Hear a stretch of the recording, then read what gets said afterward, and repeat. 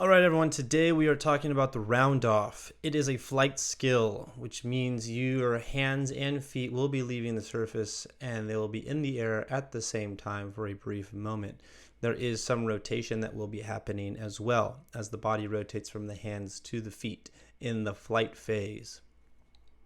Now, the thing to understand about a roundoff is it is basically a skill that is taking forward motion and turning it into backwards. So there's an element of a turn involved in the roundoff, very similar to the cartwheel. And generally, the roundoff is, I'm going to say the roundoff is probably one of the most worked on skills in gymnastics. The handstand is something you definitely want to master, but the roundoff is something that really is a key component to most tumbling and vault, and you're going to see it on beam when you start doing dismounts, and it's a skill that takes lots of years to develop and understand how to use appropriately. So we're going to dive in. This is more of the basics of a roundoff, not so much all the complex. This is just what you basically need to understand, the simple stuff. So linear momentum, okay? Linear momentum is moving your momentum in a straight path. The roundoff wants to travel horizontally. We are not looking for a massive up and down action.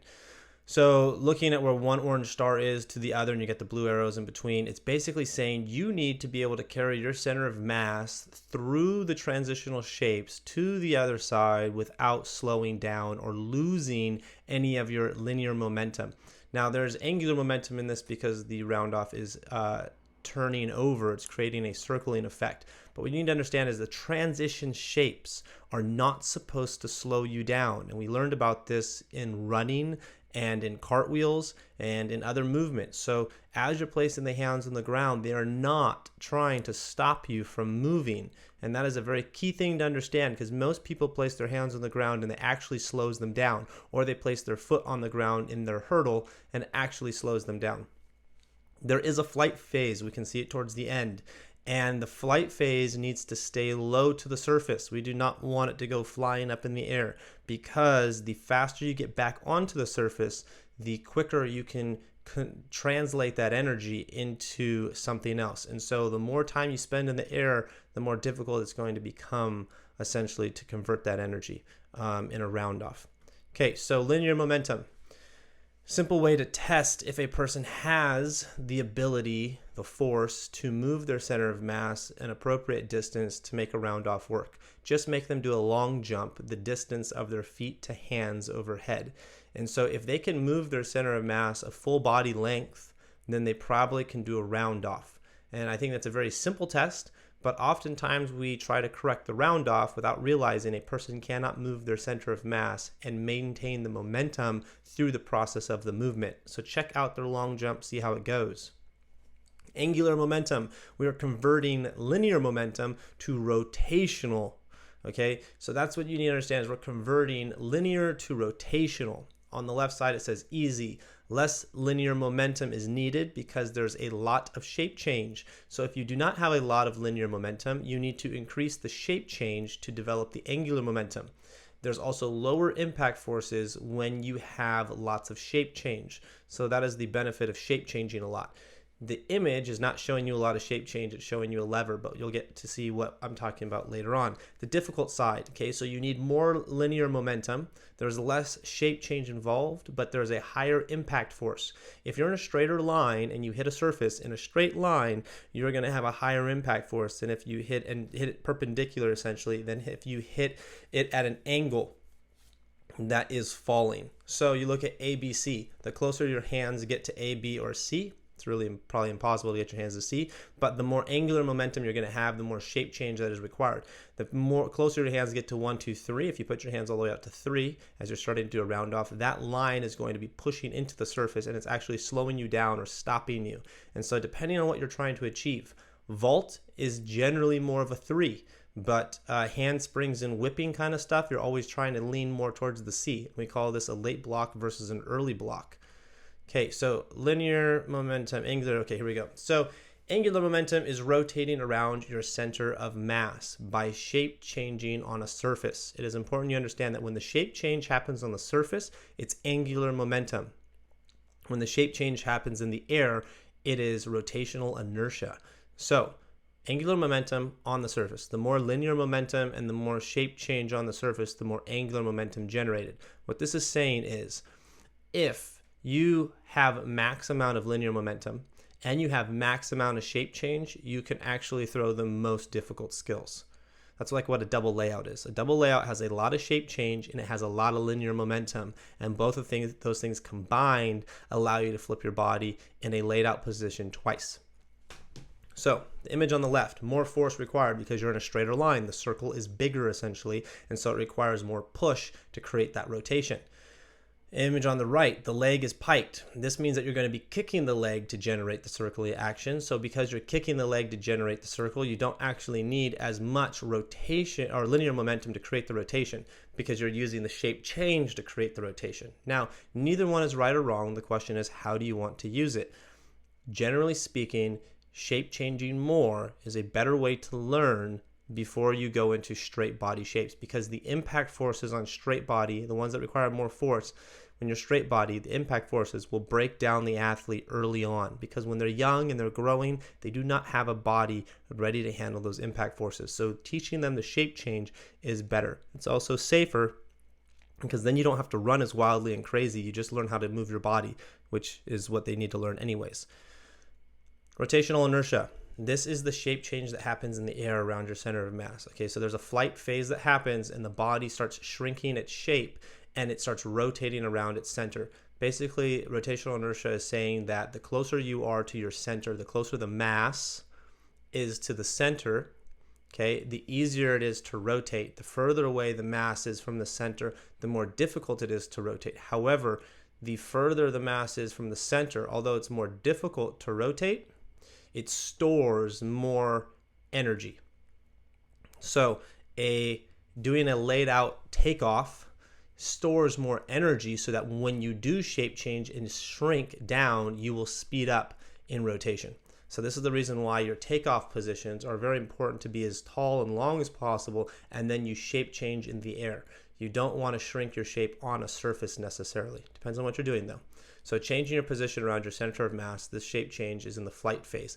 Now look at the two dotted orange lines. They're telling you how much distance your body needs to shape change. It's a pretty big distance if you look at the blue arrows that are showing where your feet are in relationship to the floor. Your body has to move a longer distance than your body is going to travel in the air, which means you have to be faster than gravity kicks in and brings you back down to the ground.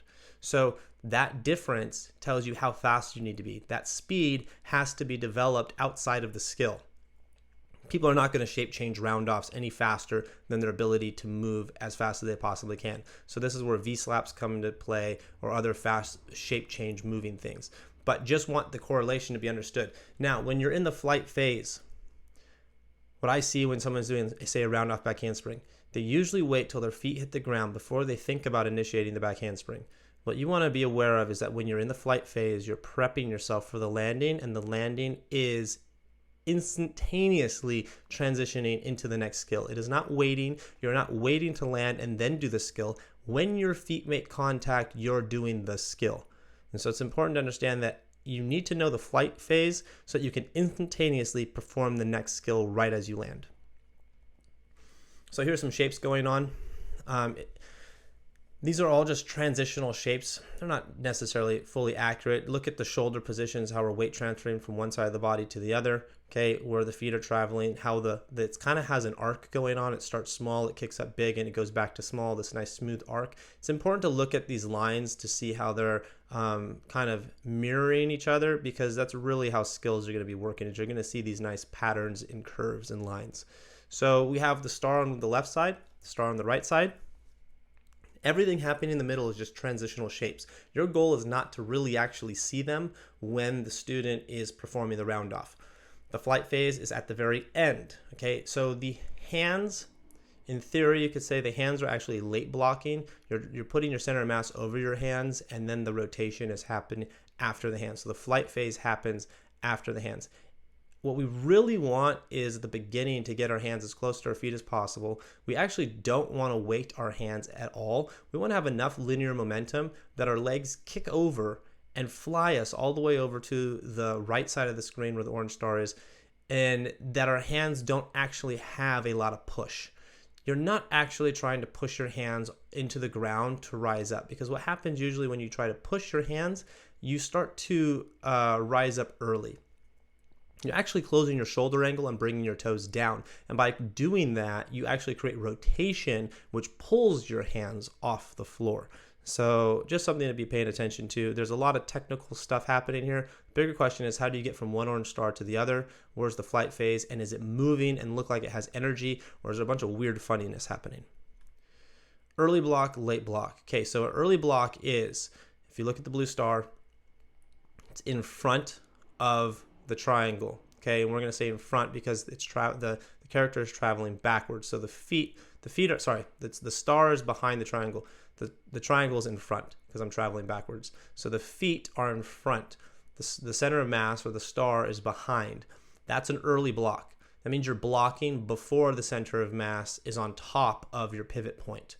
Early blocks help you travel vertically.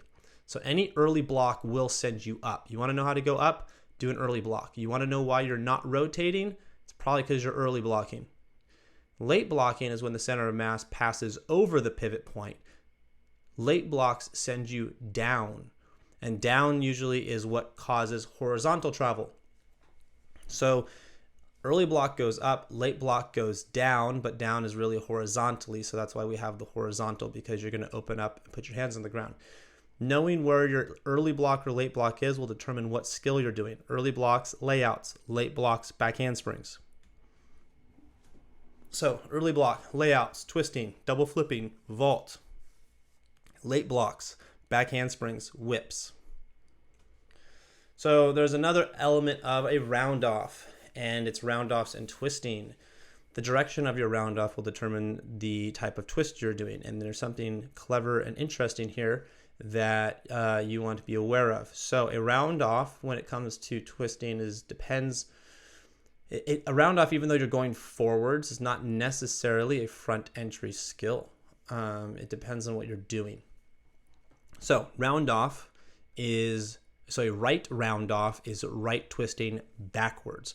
And what we mean by this is, if we were to stand with our feet together and you were to step backwards with your right foot and pivot your body, you would be twisting right, and then you would be doing a right roundoff.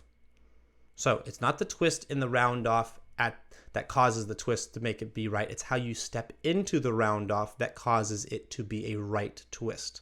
Okay, a left roundoff is a right twist twisting forwards. So if I'm doing a roundoff standing facing forwards and I step forwards with the right leg, now my left shoulder is pulling backwards to the left as my right hand is going down, and that's actually a left twist. So it's how I get into the roundoff. That is, if I put my left foot, if I'm doing a left roundoff, so if I put my left foot forwards, then my right shoulder is going backwards. Sorry, messed that up. So my left foot's down in the roundoff, and I'm putting my left hand down, then my right shoulder is going backwards, which makes it a right twisting forwards. So a right roundoff is right twisting backwards. A left roundoff is right twisting forwards. It reverses. So left roundoff is left twisting backwards, and that is if you were to step backwards with your left foot, pivot, and then do a left roundoff, you're now twisting left. If you're doing a right roundoff, you start facing forwards, you step forwards with the right leg, and as you put the right hand down, the left shoulder pulls backwards. It's a left twist. How you finish the roundoff, really there's some stuff that goes into the twisting, but we'll talk more about twisting deeper. I just want you to understand that it's important that you actually learn how to round off right and round off left. You should not just do one. You should actually learn both directions. So there you have it. That is the round off. It is generally a transition between moving forwards to traveling backwards, and it is something you'll be working on quite often. Do not get discouraged if there's not a lot of linear momentum in a round off. It takes somebody a while. Work on the shape changes. Round off backwards roll is a really good, simple movement progression where they're going to pike down and just turn it into a backwards roll so the round off keeps moving. Because most people can learn to round off before they can connect a round off into anything. The backwards roll allows them to actually connect the round off to something to keep the linear momentum going. So round off backwards roll is the best prep to keeping that linear momentum going and getting the athletes to feel it. So there you have round offs. If you have any questions, find somebody, pick the brain, ask questions, challenge them on ideas, and let's get the conversation going.